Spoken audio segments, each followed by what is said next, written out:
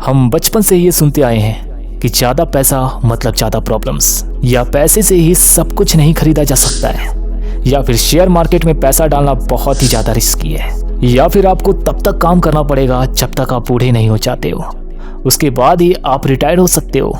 इसलिए बहुत से घरों में पैसों को लेकर कभी बात ही नहीं होती। तो दोस्तों, आज मैं आपको टोनी रॉबिन्स की बहुत ही amazing books money master the game से कुछ ऐसे इंपॉर्टेंट लेसन के बारे में बताने वाला हूँ, जिनको अगर आप फॉलो करोगे तो आप बहुत ही जल्दी फाइनेंशियल फ्रीडम हासिल कर सकते हो। तब आपको रिटायर होने के बाद आपके बुढ़ापे का वेट नहीं करना पड़ेगा और आपका पैसों को लेकर जो नजरिया है वो बिल्कुल ही चेंज होने वाला है। तो स्वागत है आपका अपने channel will power and life में। चलिए शुरुआत करते हैं इस वीडियो को। बस आपसे रिक्वेस्ट है कि इस वीडियो को अंत तक जरूर देखिए और ध्यान से सुनिए।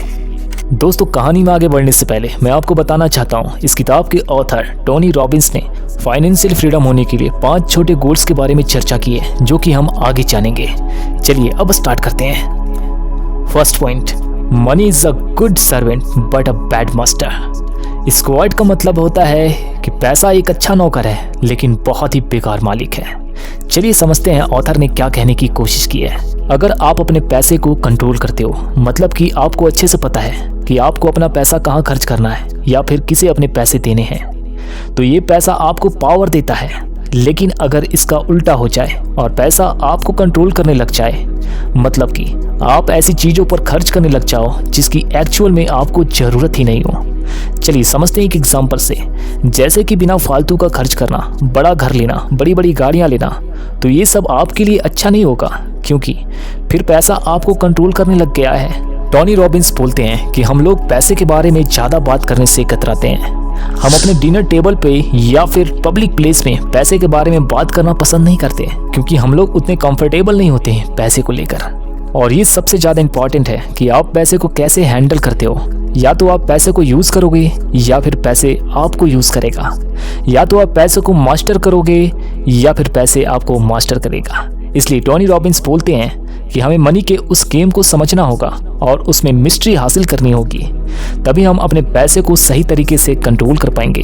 ये फर्स्ट पॉइंट हो गया क्लियर दोस्तों। चलिए सेकंड पॉइंट पे बढ़ते हैं। उसके बाद हम लोग 5 ऐसे पॉइंट को जानेंगे जिससे हम ग्रो कर सकते हैं। चलिए फर्स्ट पॉइंट के बाद सेकंड पॉइंट पढ़ते हैं। Second point, know the rules before you get in the game.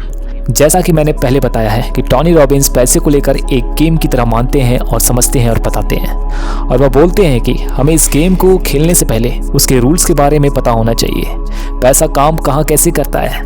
Tony Robbins बोलते हैं कि हमें कंज्यूमर नहीं बल्कि ऑनर बनना होगा, मतलब कि हमें ना केवल एप्पल फ़ोन खरीदना है बल्कि साथ ही हमें एप्पल कंपनी ही खरीदनी है। और ऑथर बोलते हैं कि अगर आप पैसों के बारे में नॉलेज नहीं ले रहे हो, मतलब कि पैसे को कैसे इन्वेस्ट करना है, तो आप बहुत ही बड़ी गलती कर रहे हो, क्योंकि हम पूरी लाइफ या तो पैसे कमाने में या फिर उन्हें खर्च करने में निकाल देते हैं, बट इन्वेस्टमेंट की नॉलेज नहीं लेते हैं। और टोनी रॉबिन्स बोलते हैं कि हमें इन्वेस्ट करने से पहले यह ध्यान देना है कि हमें सुनी सुनाई बातों पर ध्यान बिल्कुल भी नहीं देना है। मतलब कि अगर आप देखो कि सारे लोग एक जगह पैसे इन्वेस्ट कर रहे हो, तो ऐसा नहीं है कि हमें भी बिना लॉजिक के उस जगह पर पैसे इन्वेस्ट करने चाहिए। हमें खुद की रिसर्च करनी चाहिए। ऐसा नहीं है कि ऐसी कंपनी में इन्वेस्ट कर दिया जाए जिसका कभी पहले हमने नाम ही नहीं सुना। ऐसा नहीं है कि ऐसी कंपनी में इन्वेस्ट कर दिया जाए जिसका कभी हमने पहले नाम ही नहीं सुना हो और अचानक से आपके अंकल आके बोलते हैं, बेटा इस कंपनी में इन्वेस्ट कर दो, पैसा डबल हो जाएगा। ऐसा आपको बिल्कुल भी नहीं करना है। हम जिस कंपनीज को अच्छे से समझते हैं, जिन्हें हम काफ़ी पहले से जानते हैं, हमें उन्हीं कंपनीज में अपने इन्वेस्ट करने चाहिए। अब सवाल आता है कि आखिर कंपनी कैसे चूज किया जाए। तो देखा जाए तो हम Indians on a daily basis पर कितने सारे American products and service use करते हैं, ज़रा सोच कर देखो। मूवी हम नेटफ्लिक्स पर देखते हैं, शॉपिंग हम अमेज़न से करते हैं और फ़ोन एप्पल यूज़ करते हैं। और कितना अच्छा होता अगर इन कंपनी के ग्रोथ से भी हमें फ़ायदा होता। ये सब हम यूज़ कर रहे हैं यूएस स्टॉक में इन्वेस्ट करके। एप्पल, अमेज़न, गूगल जैसी कंपनीज़ की ग्रोथ बहुत ही अच्छी हो रही है एंड आई एम श्योर कि आगे भी अच्छी होती रहेगी। और क्या आपको पता है कि आप यूएस स्टॉक मार्केट में फ्रैक्शनल शेयर भी बाई कर सकते हैं, जिसका मतलब है कि स्टॉक का एक छोटा सा पार्ट। एंड ऑफ कोर्स हमें पता है कि इंडियन रुपीस डॉलर के अगेंस्ट हर साल डिप्रिसिएट होता है, तो आपको स्टॉक एप्रिसिएशन के साथ रूपी डिप्रिसिएशन का भी फायदा मिलेगा।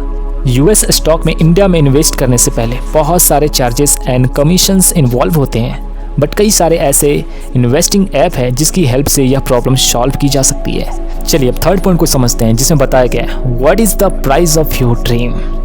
इस स्टेप में टोनी रॉबिन्स हमें बताते हैं कि हमें एक नंबर डिसाइड करना होगा, कितना पैसा हमें चाहिए। अगर हम फाइनेंशियली फ्री होना चाहते हैं तो सबसे पहले हमें एक नंबर डिसाइड करना होगा कि हमें कितना पैसा चाहिए, और यह एक ऐसा नंबर होना चाहिए जो रियलिस्टिक हो।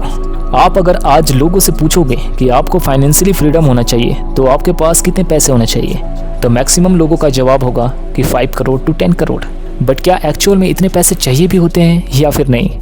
मान लो कि आपकी फैमिली का महीने का खर्चा 30,000 रुपये है, तो साल का हुआ 3,60,000 रुपये। 3,60,000 रुपये। तो अगर आप एक ऐसा सिस्टम क्रिएट कर दो जहां से आपको हर साल 3,60,000 रुपये पैसिव इनकम के रूप में मिलते रहे, तो आप फाइनेंशियली फ्रीडम कहलाएंगे। फिर आप अपनी जॉब जिसे आपको करना पसंद नहीं है, आप उसे छोड़कर एक ऐसा काम कर सकते हो जिसे एक्चुअली में आप करना पसंद करते हो। तो आपको 5 करोड़ या 10 करोड़ की ज़रूरत नहीं होगी फाइनेंशियली फ्रीडम अचीव करने के लिए, क्योंकि हम शुरू से ही ऐसे फिगर को दिमाग में रखे होते हैं जो उस टाइम अचीव करने में मुश्किल लग रहा होता है। तो वह नंबर इतना बड़ा होता है कि हमें उसे देखने में डर लगने लगता है और वापस में हम अपने कंफर्ट जोन में चले जाते हैं और सोचने लगते हैं कि फाइनेंशियली फ्रीडम हमारे बस की बात नहीं है। तो इसलिए ऑथर कहना चाहते हैं कि हमें अपने दिमाग में एक फिक्स्ड अमाउंट रखना होगा जिसे हम अचीव कर सकें, और उसे पाने के लिए हमें नॉलेज लेना स्टार्ट करना होगा। चलिए नेक्स्ट पॉइंट की तरफ बढ़ते हैं। फोर्थ पॉइंट, एब्सोल्यूट फ्रीडम क्या होता है, इसे ही 5 भागों में बताकर ऑथर ने बहुत अच्छे तरीके से समझाया। चलिए समझते हैं। इस बुक में टोनी रॉबिन्स ने हमें एब्सोल्यूट फ्रीडम को एक अल्टीमेट गोल बताया है, जिसे आप एक सबसे बड़े माउंटेन का सबसे ऊंचा हिस्सा समझ लो, और वहां पर पहुंचने के लिए हमें इस गोल के 5 छोटे गोल्स में डिवाइड करना होगा। चलिए समझते हैं वो 5 गोल के छोटे छोटे पार्ट कौन सा है। चलिए फर्स्ट पॉइंट की बात करते हैं। फर्स्ट पॉइंट है फाइनेंशियल सिक्योरिटी। इसका मतलब है कि अगर आपकी इनकम इतनी हो जाए कि आपकी बेसिक नीड जैसे कि खाना पीना, लाइट, बिजली, ETC ये सब पूरे हो जाए तो आप फाइनेंशियली सिक्योर हो। मतलब कि आपकी इनकम इतनी हो रही है कि अगले कुछ महीने तक आपके बेसिक खर्चे वो सब निकल रहे हैं। चलिए नेक्स्ट पॉइंट की बात करते हैं, फाइनेंशियल इंडिपेंडेंस। दोस्तों, फाइनेंशियल इंडिपेंडेंस का सपना हर कोई देखता है। इसका मतलब है कि आपकी पैसिव इनकम इतनी हो जाए कि आपके सारे एक्सपेंसेस आराम से कवर होना स्टार्ट हो जाए, और अब आपको काम करने की ज़रूरत नहीं हो, क्योंकि पैसा आपके लिए काम कर रहा है। और फिर भी अगर आप काम करना चाहते हो तो ऐसा काम कर सकते हो जिसे आप एंजॉय करते हो। पैसों के लिए आपको काम करने की ज़रूरत नहीं है, और अब आपका कोई बॉस नहीं है, आप खुद अपने बॉस बन गए हो, और अब आपके पास ज़्यादा फ्री टाइम होगा। चलिए अब तीसरा पॉइंट की बात करते हैं, एब्सोल्यूट फाइनेंस फ्रीडम। इसमें लेखक ने कहा है आपके पास इतना पैसा होगा कि आपके हर महीने के खर्चे तो आराम से निकल रहे होंगे, साथ ही साथ आप एक लग्जरी लाइफ भी एफर्ट कर सकते हो। तो अगर आप इस पहाड़ पे आगे बढ़ते जाओगे, आप अपने आप को जीतता हुआ पाओगे। बट इसे हासिल करने के लिए आपको नॉलेज लेना स्टार्ट करना होगा, चीज़ों को लर्न करना होगा और इन्वेस्टमेंट के बारे में जानना होगा, तभी आप इस गेम में जीत पाओगे।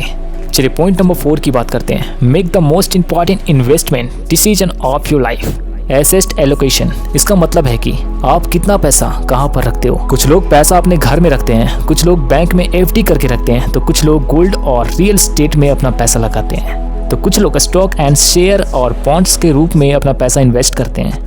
बट जैसा कि हम जानते हैं कि बैंक से केवल 4 से 6% ही इन्वेस्ट आपको मिलता है, और इंडिया का इन्फ्लेशन आज के हिसाब से 6% 7% चल रहा है, तो आपका पैसा ग्रो नहीं हो रहा है, और आप अपने बैंक में पैसा रखकर अमीर तो नहीं बन सकते हो।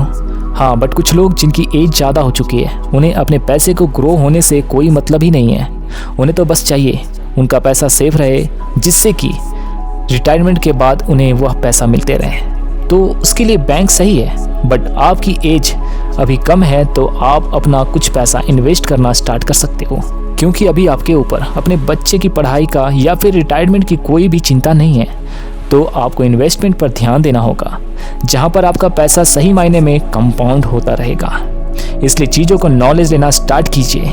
चलिए पॉइंट नंबर 5 को जानते हैं। It's last point, just do it, enjoy it and share it. इसका मतलब क्या है, चलिए समझते हैं। इस लेसन में टोनी रॉबिन्स ने हमें ये बताने की कोशिश की है कि पैसा एक ऐसी चीज़ है जो हमें आज़ादी देती है, आपने मेहनत करके तो पैसा कमा लिया है, अब टाइम है आपको उस पैसे को एंजॉय करने का।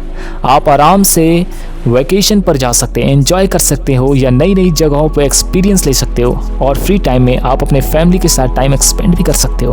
और जब आप अच्छा पैसा कमा रहे हो तो आपको उस पैसे को दूसरे के साथ शेयर भी करना है। आपको सोसाइटी में या फिर जिन लोगों को पैसे की नीड है उन्हें पैसे की हेल्प करनी चाहिए, क्योंकि उसके बाद जो आपको सेटिस्फेक्शन मिलेगा वो सबसे ऊपर का होगा, एक बिल्कुल अलग लेवल का। तो दोस्तों, इस 5वें पॉइंट के साथ इस किताब का निचोड़ हो गया है समाप्त। चलिए अब जानते हैं अगला पॉइंट, जिसे निष्कर्ष कहा गया है कि आखिरकार हमने सीखा क्या, जाना क्या। मुझे पूरा यकीन है कि आप इस वीडियो से आपने कुछ ना कुछ जरूर सीखा होगा। चलिए अब आगे समझते हैं निष्कर्ष कि फाइनल निष्कर्ष क्या है। चलिए अब समझते हैं निष्कर्ष क्या है, कंक्लूजन इस पूरे चैप्टर्स का। जिस तरह आप एक अनजान घने जंगल में एंटर करते हो, आपको पता नहीं कौन सा जानवर कहाँ से और कब आ जाए, उसी तरह जब आप ज़्यादा पैसे कमाने लगते हो तो आपको पता ही नहीं चलता कि कौन आपकी मदद के नाम पर आपको लूटने की कोशिश कर रहा है। रियल लाइफ की प्रॉब्लम्स जंगल से ज़्यादा बड़ी है, वो इसलिए क्योंकि जंगल में तो आपको साफ साफ पता होता है कि आपका दुश्मन कौन है। अगर आपके सामने एक शेर है तो आपको पता है कि वह आपकी जान ले लेगा। वह शेर आपको झूठी कहानियाँ नहीं सुनाएगा। लेकिन रियल लाइफ में बहुत सारे लोग जैसे fake coaches, stock market broker, financial adviser, bankers, जो ज़्यादातर अपना खुद का फ़ायदा देखते हैं, ऐसे लोग उन लोगों की लाइफ में ही आते हैं जो थोड़ा सा ज़्यादा पैसे कमाने लगते हैं। इसलिए लोग ना जानते हुए भी उनका शिकार बन जाते हैं। इनफैक्ट हम अपने खुद के दुश्मन हैं जब हम बिना लॉजिक के कुछ डिसीजन लेते हैं, लालच में या फिर आलस में आकर। तो स्वाभाविक सी बात है, होना ही है। तो इसलिए अगर आपको अमीर बनना है या फिर बने रहना है तो आपको सबसे पहले खुद पर भरोसा करना होगा। वो तभी होगा जब आप इतने एक्सपीरियंस या नॉलेजेबल हो जाओगे। अगर वीडियो अच्छी लगे तो लाइक, शेयर एंड कमेंट कर दीजिए। जय हिंद, वंदे मातरम।